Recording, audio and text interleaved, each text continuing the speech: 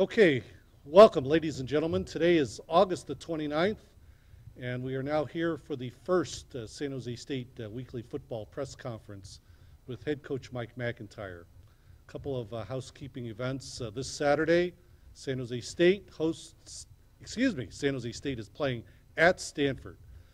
It's a 2 o'clock game. The game will be televised by Comcast Sportsnet Bay Area. During the week, we have the Mike MacIntyre radio show that airs on KLIV. It tapes at noon on Wednesdays, and the actual air time is 8 p.m. on Wednesday nights. So, it's now time to get ready for the start of the 2011 football season, and let's welcome up head coach Mike MacIntyre.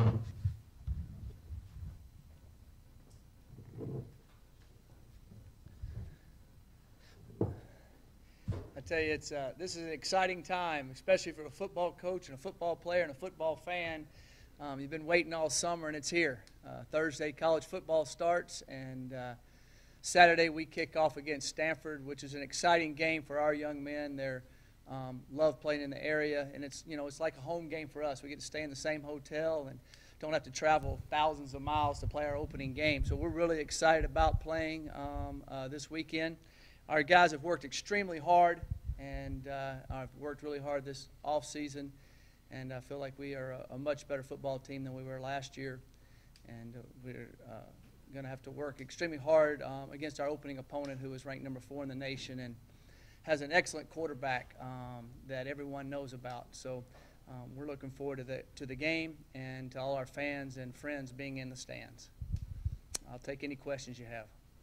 Coach, could you talk a little bit about your starting quarterback, Matt Faulkner? You've had some established quarterbacks in the past, new kid on the block. So. Yeah, Matt Faulkner had an excellent spring, and then he just took off where he did in two-a-day camp.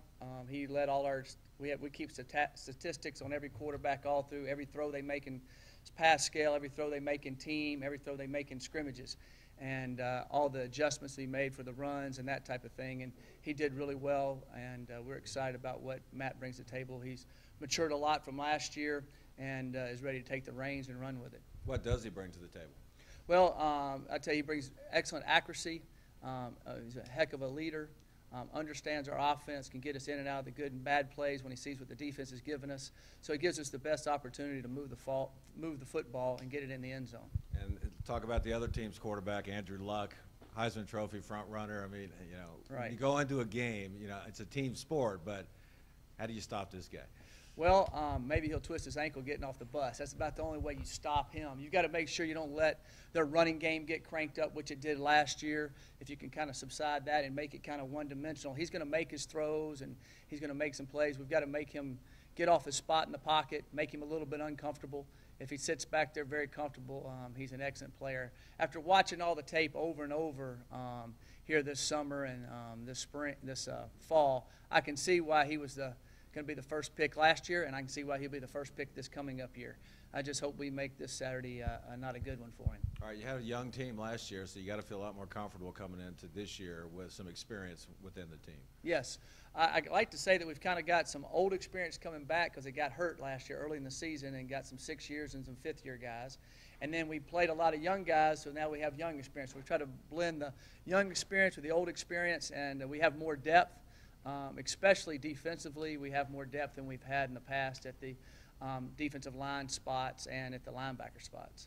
All right, finally, most teams start off with cupcake games. You have Stanford and UCLA your first 2 games of the year, so you're going to find out right away, what your team's made of. Yes, we're playing 2 excellent football teams in the Pac-12. Of course, Stanford comes in with the highest accolades from last year's team, and with the quarterback coming back, he's a heck of a player. And then, of course, UCLA. They're very talented, always have been, and I'm pretty sure they'll be looking for a bounce-back year this year. Coach, is there one player, other than obviously Luck, is there one player on film that you've seen on the Stanford side that kind of concerns you heading into this one?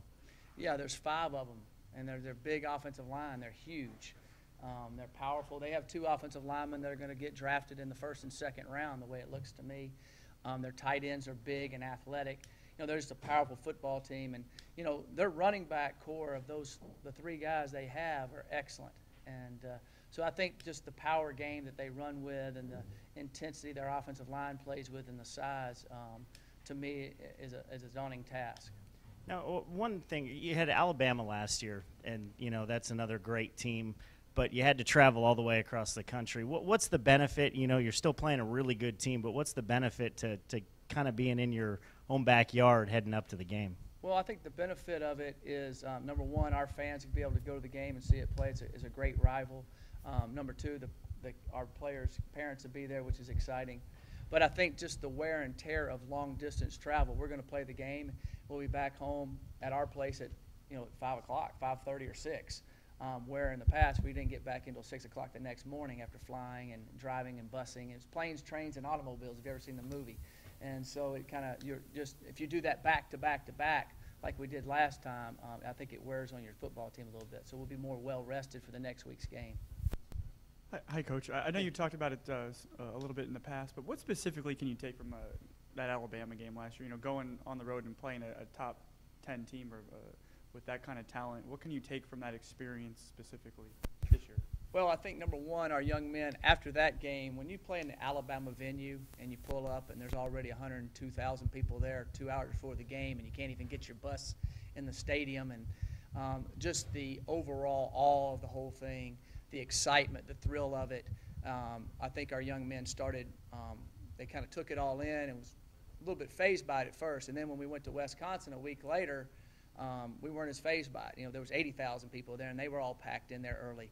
So I just think they learned how to handle all the extracurricular activities, the pregame hype, the excitement, and realize all it is a football field out there, and what happens in between the white lines is all that matters. On that note, they're going to face Andrew Luck, who's probably had about as much hype as anybody this season. Do you think that maybe from that experience they won't be in such awe of a player like that? Well, I think so. I don't think they'll be in as much awe because they're right here in the backyard with them. But, the thing is, it's not really awe with him. It's just his ability to make plays, his ability to throw the football. The thing that amazes me about him more than anything is how fast he can run. They hardly ever sack him, and they have him cornered, and he outruns them, and he makes plays with his feet more than you think. Also, one more. Is it a benefit or can it be a detriment to, you've known about this game for like 9 months, to hear about Andrew Luck right down the street for all that time? Well, I think it's just exciting for the area. We've been on the news and in the media and everything, which is great for our school. And then, of course, every throw he makes in his first game, every highlight of it, good and bad, will be on ESPN. Either way you slice it, so it'll be good exposure for us. Yeah, Mike, hi. Hey. Can you talk about, just looking at the depth chart, it looks like your second team was what you see was kind of like what we saw most of last year as a first team. Having that many more options, are you planning, one, to use them all to maybe keep guys healthier than last year? Is that part of it? And then just when you look at it, how much more happy does it make you feel? Well, it makes me feel a lot more comfortable as far as when people get hurt, being able to put people in that have experience. And we will rotate more players, especially on the defensive side of the ball. We'll be able to rotate more players in the defensive line area where you want to be able to do that. The other good thing is on our offensive line, we have quite a few guys there that have started, so if we have any injuries in that area, we're able to plug in guys that have experience, and that's a big, big benefit. So I do feel good about that. And it looks like Harrison, that was a tight battle throughout fall camp, but it looks like Harrison is going to go with both duties. Yes, Harrison Wade's going to do both duties right now. They had a good battle, but Harrison won it out. Last year was an All-American, freshman All-American punter and second team All-WAC punter. And then his field goals, the percentage on it needs to go up, and he worked hard on that this summer. And we feel like that he'll have a higher percentage on his field goal attempts. That's where we were concentrating on the most. And Jens has improved in that area, so we feel good about both of them. Any concern about leg, as the season goes along, legs getting tired, and if you have another guy in there, maybe give Harrison a break at some point? Right. That is something that we have talked about. But Harrison, if you've seen him, he's in phenomenal shape. And we keep down. Coach Dahl does a great job of regulating the amount of kicks he has to the amount of punts he has, and that type of thing. The one thing that sometimes wears on you during a game, if you're punting and kicking and then you kick an extra point and then you have to run over and then go kick the kickoff without a timeout in between, people don't realize that's kind of hard to do sometimes because you want to have another maximum kick. So that's something that we've talked about. Maybe sometimes we might put Jens in to kick off a kickoff after if there's a quick turnover and if he feels like he's tired at that point. Mike, who played or who will play Luck for the scout team this week? Well, we'll have a couple guys playing Luck, but Tate Forcier will play Luck some, and Evan Taylor will play Luck some on some different situations that we do. Do you think it helps your defense get ready, the fact that they're going up against a guy who started in the Big Ten? Yeah, because his throws are quicker and he makes good reads. And, you're in a scout team, you kind of tell him where to go, but he'll have a 1-2 read and be able to do that. And, his velocity on the football does make it harder to break on and more realistic. And how about, is DeLeon playing Taylor in the scout team?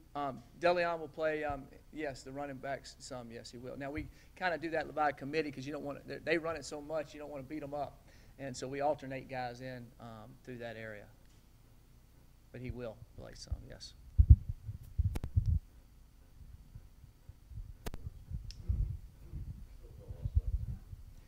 All right, this is a Bill Walsh legacy game. A lot of the kids on this staff are on your team. Don't remember that, but this has always been a great rivalry. And San Jose State's pulled a lot of upsets in this. Do you draw from those upsets with these kids and let them know that, hey, just because these are different conferences, this is still a great rivalry? Right. No, I definitely think that the young men on our football team hear about the upsets. They see the guys, the ex-players around here, our alumni, telling them about it. And so that is definitely something they want to do. And I know in 2006, they beat them here at San Jose State Stadium. So we're going in there with all guns blazing, expecting to come out with a win. And just like Stanford's coming in thinking they should come out with a win. And so I think our kids are excited about that opportunity.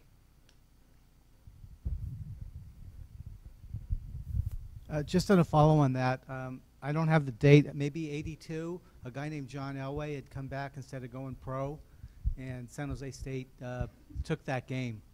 And I think there was 9 sacks. Lawrence, how many sacks on Elway? 81, 9 sacks. Oh, okay. Oh, okay. Sorry, I don't have the dates right. But anyway, Elway and Luck, those two have been compared. Has there been any talk about that game? No, but I've had some people tell me about it, and I'm pretty sure they've told some of our kids about it. And I think, I believe, if I'm correct, John Elway's dad, Jack Elway, was the head coach here then. And there's an old rumor going back that he told Claude Gilbert not to go sack his boy anymore when it kind of got out of hand. And so I think that was a great win for San Jose State. And I do remember that. I was in high school at that time, and I remember that victory distinctively when that happened, because that was a big deal. If you could put on your old Duke defensive coordinator cap for a moment. Stanford's tight ends are a little different than most used in college football. Can you talk about the rarity of what Stanford does with tight ends and how difficult it is for a defense to try to game plan and stop something like that? Right. I think the thing that's unique about Stanford's tight ends is, their ability to not only block, but their ability to flex out in the passing game just like a receiver. They can really run well. They do a great job, and then they also stick some of their tight ends in the backfield like fullbacks. So they'll be lined up at fullback, and then they'll motion out and be a slot. Then they'll flex out one of the guys, and he'll get down the seam extremely quick.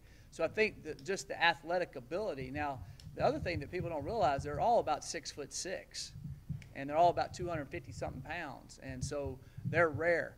And I imagine Coach Harbaugh will be drafting a few of them in a couple of years because that's a big-time deal in the NFL to have tight ends like that. So I'm very, very, very impressed, and I think that's really kind of a unsung hero, so to speak, in their offense because they're able to do the running game and block, and then they're able to flex out and catch passes and be able to beat secondary guys with their feet. So I think that's a very, very important part of their offense. Just if we don't mind to follow. So what, I mean, it creates horrible mismatches for you guys, nightmare potentially. What are you guys going to do? Well, if I told you that, they would know. No, we're definitely preparing for all the adjustments. Your defense has to be able to check with the different things that Stanford does. If you just call one defense and think that's going to work when they've got 2 tight ends in the game and all of a sudden they're bunched up and they're running, and then on the next snap they all shift out wide, you can't be in the same defense. So our young men are learning how we're going to check and the different things we're going to do against their different formations. So it makes you be able to have to think on your feet out there. Mike, what's Kyle Nunn's status? Kyle Nunn will be out this game, but he's coming back. I can't wait to see him soon. And are there any other guys who, 2 deep caliber players who will not play this week? We had a young man, Travis Lorissy, a tight end, who broke his shoulder blade, fractured his shoulder blade earlier. He will be out. He would have been in our 2 deep.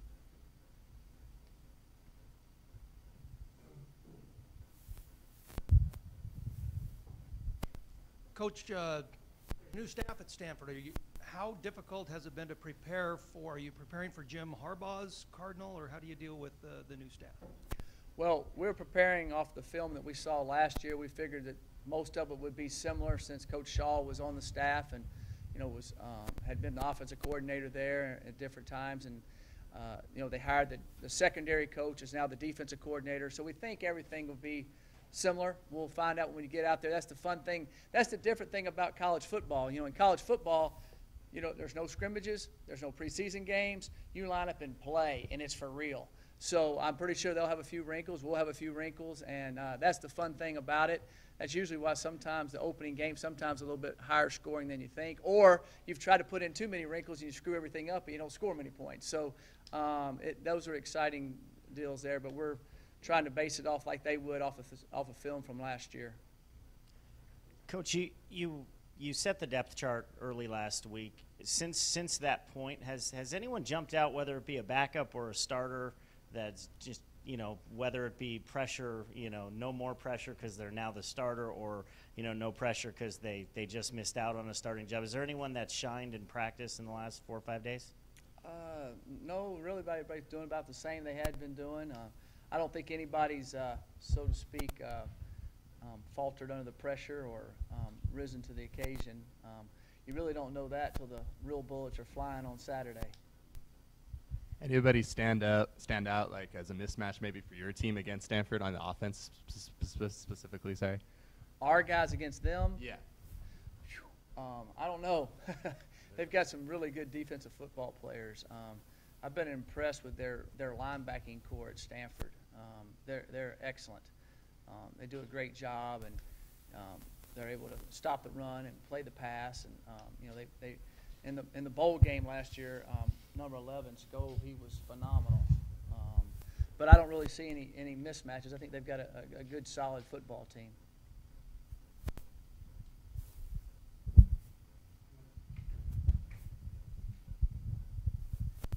First games of the season, as you pointed out, are strange. You probably have some things that they haven't seen on film, and they probably are having a few things that you guys haven't seen. What's the balance in showing, because you have a long season after this, trying to show a few things and win a game, but holding things back as well? Maybe they're thinking about holding some things back. We're not holding anything back. I look at every single game as a season within itself. You find a way to win that game that Saturday, whatever way you can, and then you move on to the next one. And I don't think you try to hold anything back. I don't think we'll have the opportunity to do that, so to speak. So I'm excited about what we're going to try to do, and we'll see what happens.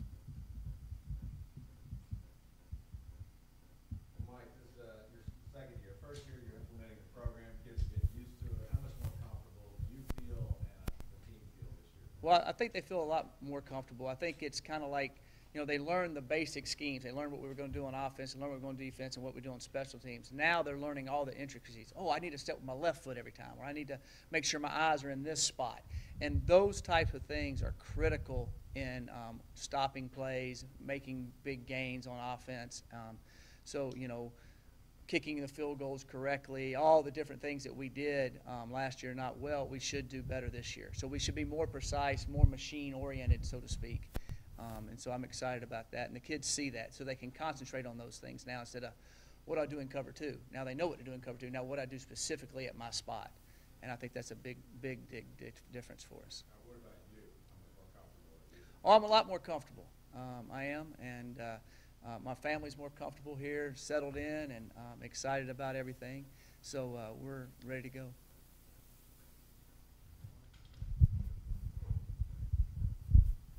Forgot to ask you a follow about Matt. At the scrimmage, on Saturday, he just looked comfortable, and it seemed to be very clear at that point that he really was your guy. How important is that comfort level for him, and how did he get to that point? Well, I think it's very important to Matt. That's something we've talked about. I felt like last year when he went in the games, he was worried about making a mistake and trying. You can't do that as a football player or as any athlete in any type of game situation. You have to free yourself up and really basically not think in a way. When you know what you're going to do, then you've got to just react, be comfortable, and try easy, so to speak. And I think that's when when you see the players out there and they look so graceful and it looks like they're hardly even trying, that's when they're really playing well. And so I hope that Matt's able to do that. Now, there's going to be different pressures on him, and you have to think and you have to make plays.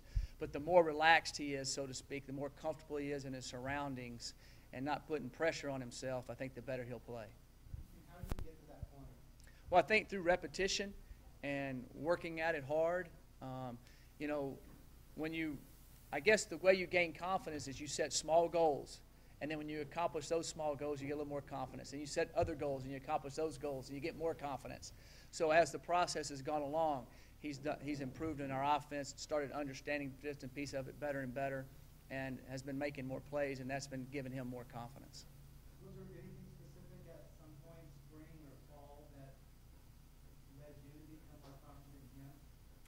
Well, just the whole process. I think that all 3 quarterbacks have gotten better. Desmond Stewart and Blake have all improved tremendously. I just think that day in, day out, Matt was more accurate, making more plays, more consistent. And I think that just gave him confidence and gave us confidence. Last year you went into the opener, the first few games, knowing that you were going to play Matt in certain series. Are you going to do that with either Desmond or Blake? I don't believe so, but you could see Desmond in there from time to time, but we don't have it set up that way. Last year I had it set up specifically to do that, but I have not done that this year. But I'd like to play Desmond some because I'm a firm believer, especially early in the season, you want to make sure those quarterbacks are staying focused and in practice and knowing they're going to get out there. And when they do that, that helps you because as we know, the quarterback position, like any position, but you're one snap away from the guy having to take every snap. And if they're not preparing themselves, and I think it makes them prepare when they know they got a good chance to get in the game.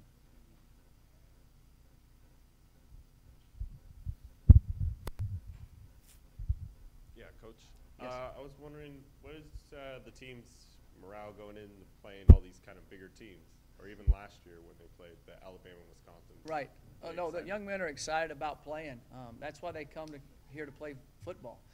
They want to play against the biggest and the best, and they enjoy that, and it's exciting for them. And I think any person that's worth his salt would get up and be ready to go. So they're excited about the game. Okay.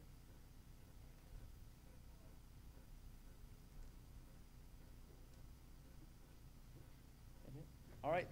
Thank you very much. Appreciate it.